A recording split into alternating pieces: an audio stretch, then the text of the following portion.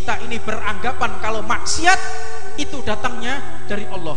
Lah kadang-kadang iki kualik para rawuh. Lek taat teko awake, lek maksiat duduk teko awake. Aku iki iso ngaji yo gara-gara usahaku. Ini pemikiran yang salah. Jangan sesekali seseorang itu merasa sombong atas taatnya kepada Allah. Makanya dalam satu riwayat Nabi Ayub alaihi salatu wassalam, beliau ini diberi penyakit oleh Allah Subhanahu wa ta'ala. Diberi satu penyakit, diuji oleh Allah. Ketika beliau diuji, ini atas permintaan iblis kepada Allah untuk menguji hambanya yang soleh. Allah memberikan ujian kepada hambanya, makanya sing paling dhuwur makome niku sing paling diuji ya Allah Subhanahu wa ta'ala. Makanya Gusti Kanjeng Nabi niku mengatakan dalam hadisnya, an-nasu bala'an al-anbiya fal amthal thummal amthal. Iman yang kuat karena memang memiliki kekayaan, memiliki anak yang banyak, memiliki kedudukan, memiliki kesehatan, memiliki istri yang cantik, wajar kalau dia menjadi orang yang soleh. Dijawab oleh Allah, apa maumu wahai iblis yang terlaknat? Ya Allah, aku ingin membuktikan bagaimana besarnya kedudukan nabimu ini dan bagaimana besarnya sabarnya nabimu ini. Apa yang kau inginkan? Ya Allah, jadikan nafat. Inna lillahi wa inna ilaihi raji'un. Meninggal semuanya. Justru dengan meninggalnya anak-anaknya Nabi Ayub, beliau semakin dekat kepada Allah Subhanahu wa ta'ala. Heran, iblis niki heran dan mengabdi kepada Allah lebih tinggi lagi. Dan iblis pun mengatakan kepada Allah, ya Allah, berarti yang dicintai oleh Nabi Ayub, yang membuat Nabi Ayub ini dekat kepadamu, bukan hartanya, bukan anak-anaknya, tapi kesehatannya. Maka iblis pun meminta kepada Allah, memohon kepada Allah untuk mengambil kesehatan Nabi Ayub. Diambillah kesehatan Nabi Ayub, dan Nabi Ayub ini sakit yang sangat parah sampai-sampai tinggal tulang belulang. Hati-hati, di sini banyak kisah riwayat Israiliyah. Jadi Nabi itu tidak ada yang sampai buta, tidak ada. Memang Nabi Yakub itu penglihatannya yang berkurang, tidak buta, tidak ada Nabi yang buta. Tidak ada Nabi yang kena penyakit judam atau lepra, tidak ada. Sampai satu riwayat orang Israel mengatakan sampai keluar belatungnya, sampai keluar ulatnya. Itu cerita dusta, cerita bohong. Tidak ada Nabi yang memiliki penyakit yang menjijikkan, tidak ada.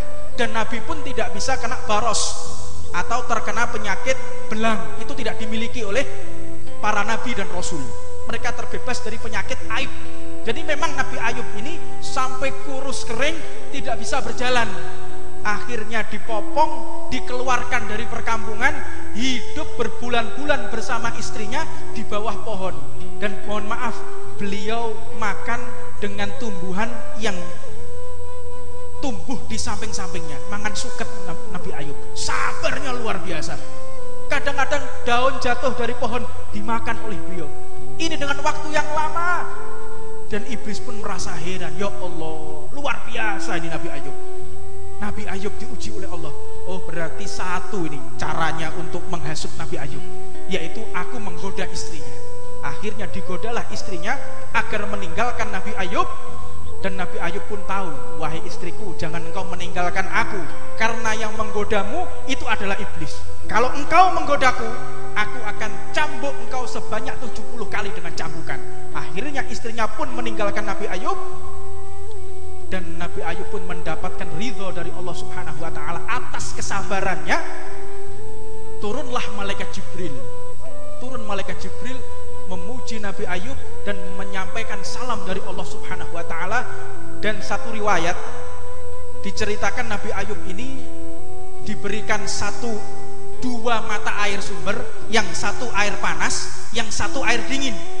Muncul di sebelah kanan air panas, muncul di sebelah kiri air dingin. Ikhtilaf bainal ulama, yang mengatakan air dinginnya sebelah kiri, ada yang mengatakan air panasnya sebelah kanan.